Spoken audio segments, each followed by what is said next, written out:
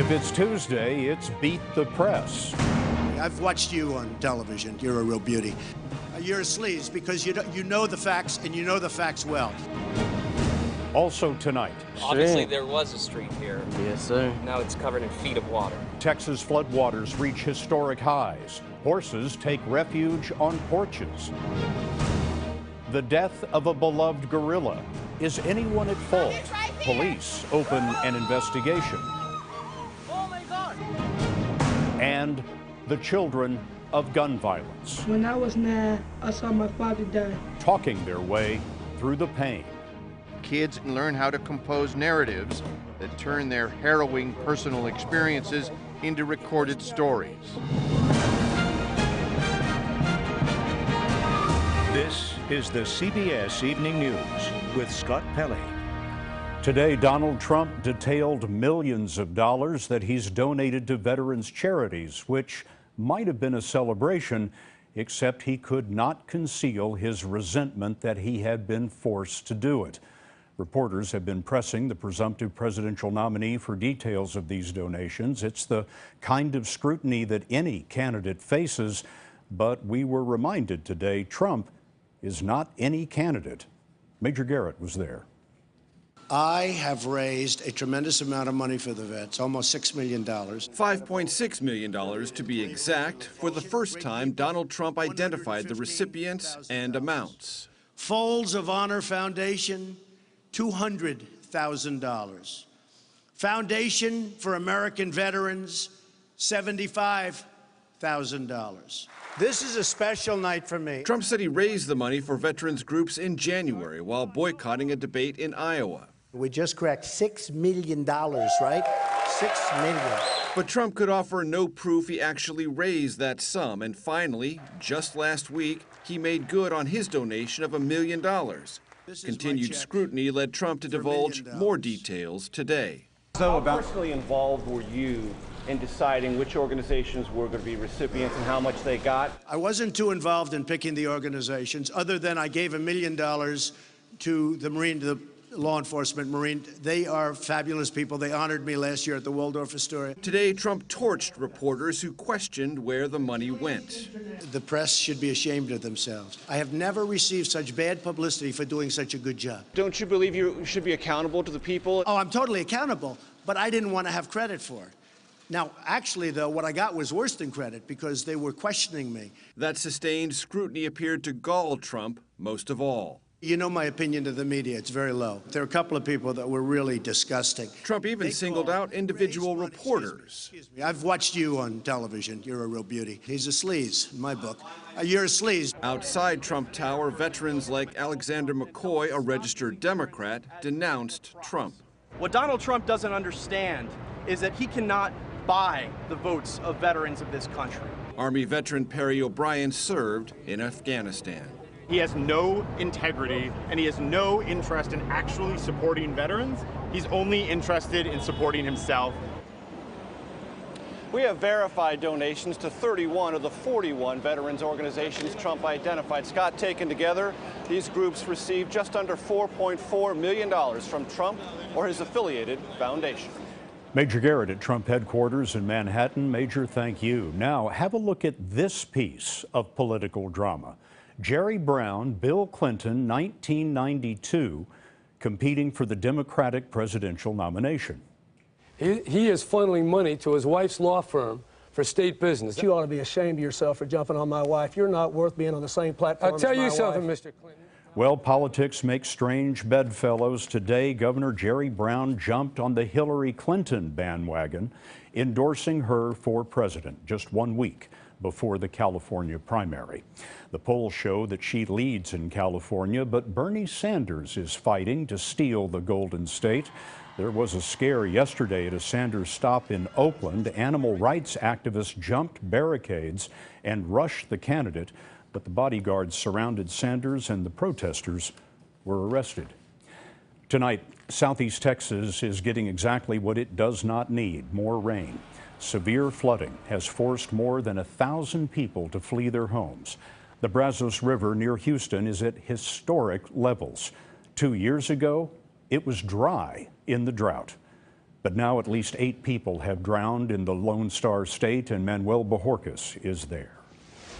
The Brazos River in southeast Texas hasn't looked like this in more than half a century.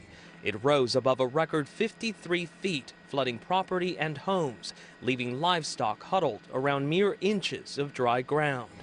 The only way around some communities near the river is by boat, or in Pedro Chavez's case, a borrowed kayak and an old mop to row. You look around, how would you describe the situation here? I mean, shocking, because you've been living here for your whole life and you never knew it was going to come anywhere close to this. He says less than 24 hours ago, this was dry land. How worried are you that it's going to keep rising? I mean, I'm a little worried because, I mean, it's going to rain for the rest of the week. The flooding here is the result of up to 20 inches of rain upstream within the last 5 days. This is what the river typically looks like. Here's what it will look like when it crests, an entire 8 feet above flood stage. There's so much water, the flow is the equivalent of more than 35 million water bottles per minute. This is the first time it's ever come up like this. Well, I'm nervous. I'm anxious. It gives you a lot of anxiety. About 1,000 homes here in Fort Bend County are under a mandatory evacuation, including these. The river is expected to crest tonight, but it's not expected to go down for days. Scott, that's partly because this area could see an additional 2 inches of rain before the week is over. Manuel Bojorquez in the disaster area for us tonight. Manuel, thank you. Now, have a look at Lubbock, Texas on Sunday. A sandstorm overwhelmed the airport, turning day into night in minutes. These storms are common on the Llano Estacado, but this was a big one. The temperature dropped 18 degrees. Tonight, in an abrupt change, the police say they will question the parents of a boy who fell into a gorilla enclosure at the Cincinnati Zoo. Today, it seemed like everyone had an opinion about the fatal shooting of a rare gorilla that threatened the boy, and here's Jamie Yukas.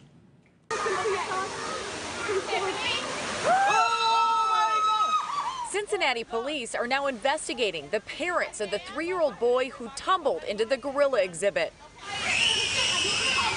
On Monday, zoo director Thane Maynard defended the parents. I'm not a big finger pointer. Do you know any 4-year-olds? They can climb over anything. Despite the mounting criticism, the zoo is standing by their decision to kill the endangered western lowland gorilla. The incident has raised questions about the zoo's security procedures.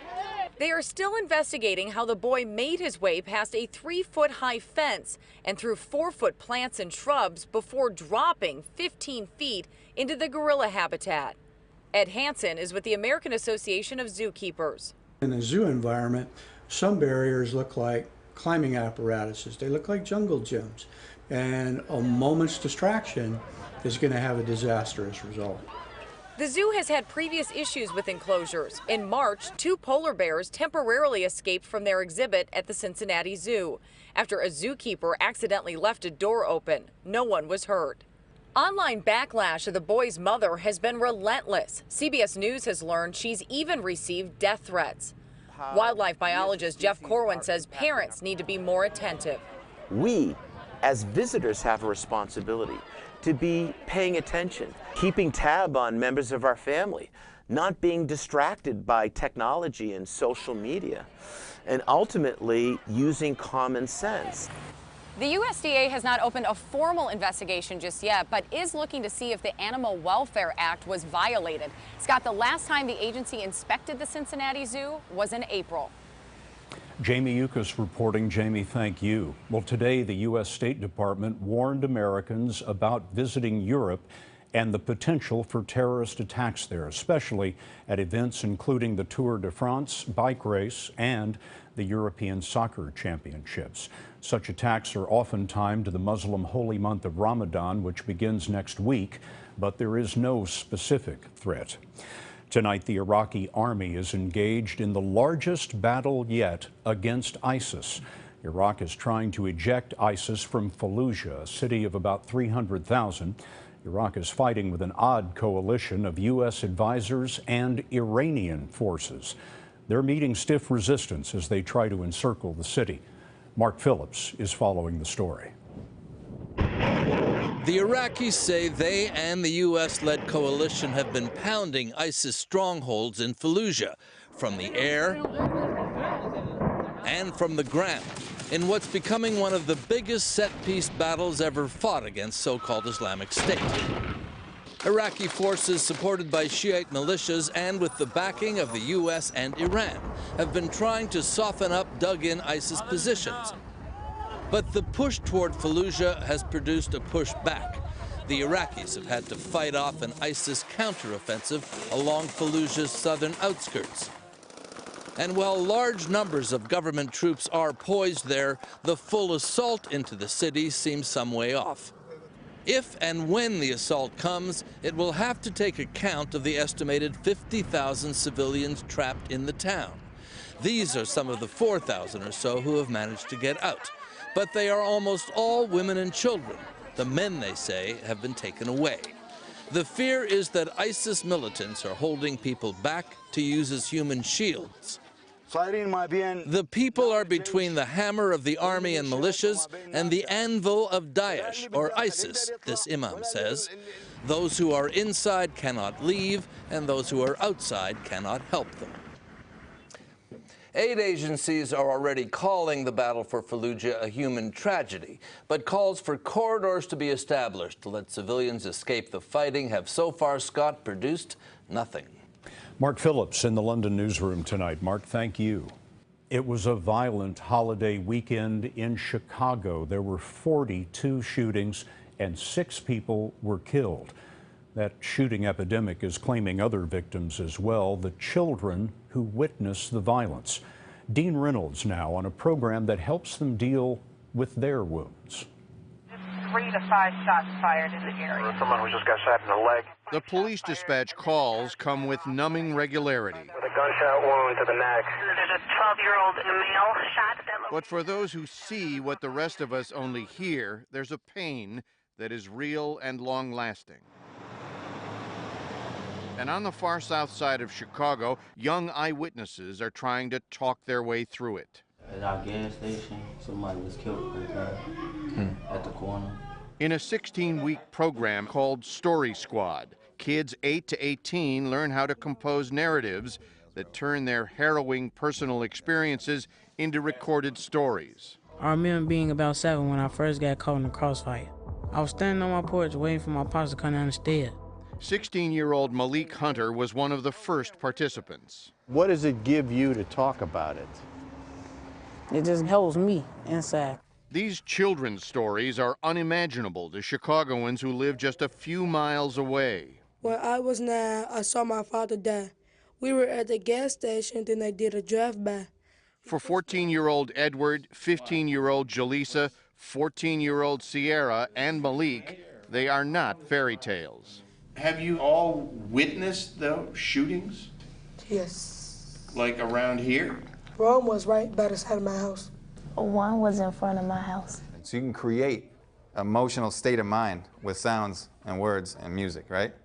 Grant Burr runs this program. He's part sound engineer, part social worker.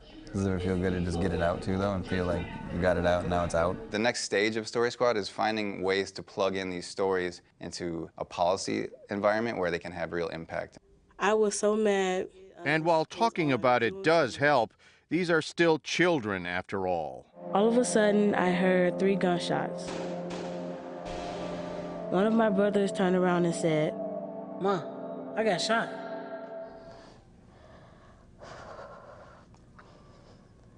Take your time. I'm sorry. That's okay. How's your brother today? He doing good. So one story, at least, has a happy ending. Dean Reynolds, CBS News, Chicago.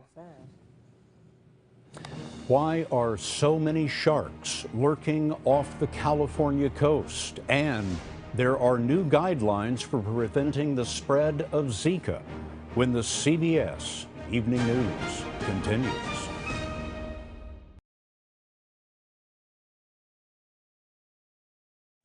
Over the weekend, a woman was bitten and severely wounded by a shark off Corona del Mar, California. We sent Carter Evans to find out what's attracting the sharks. Still no swimming allowed at the beach where a shark attacked 52-year-old Maria Korchmaros on Sunday. She was training for a triathlon, swimming about 500 feet offshore when the shark struck. She had extensive lacerations to her right arm.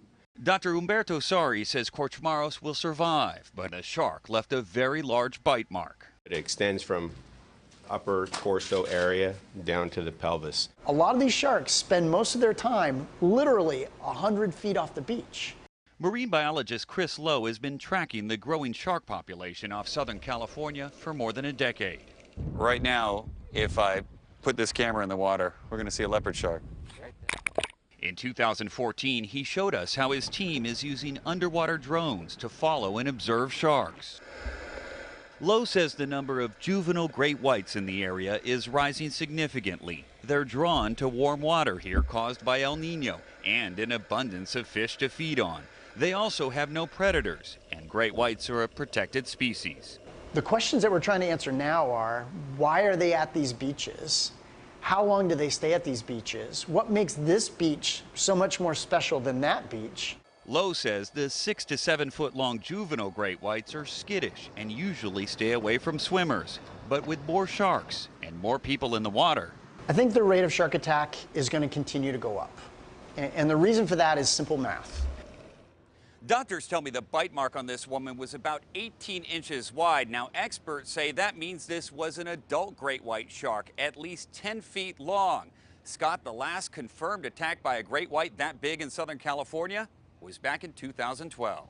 Carter Evans reporting. Carter, thank you. Coming up next, a baby born in the U.S. has a birth defect caused by Zika.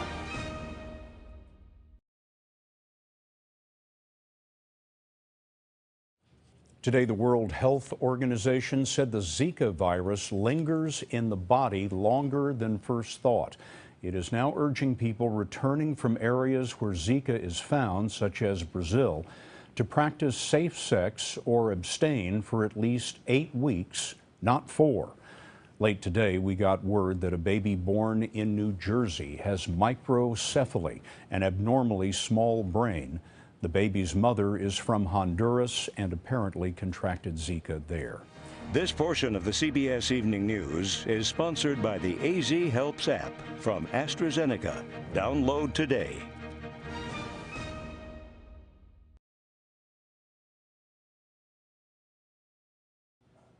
We end on a musical note with some of the sounds that have evolved with this broadcast over its 68 years as we introduce a new theme tonight. At the beginning, in the late 1940s, the news provided the music, and this was the instrument. CBS News presents Douglas Edwards. Good evening, everybody. Leading the news tonight, it's Washington all the way. A wire service teletype pounding out stories accented by bells signaling an urgent item. New sound was added to the broadcast in the early 80s. This is the CBS Evening News. Notice it still suggested the sound of a teletype and added a new beat. In the late 80s, CBS commissioned the first theme music for the evening news. For the next 2 decades, that theme, with small variations, became the signature sound of CBS News.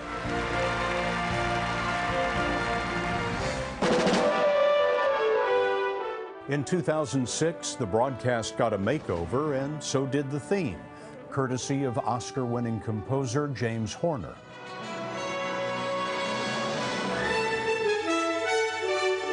This is the CBS Evening News with Scott Pelley. In 2011, we returned to the classic. Good evening. But this year, we decided it was time for a new beginning. We are creating the new theme for CBS Evening News. So we commissioned composer Joel Beckerman to put it together. Dun, dun, dun, dun, dun, dun, dun. And he did.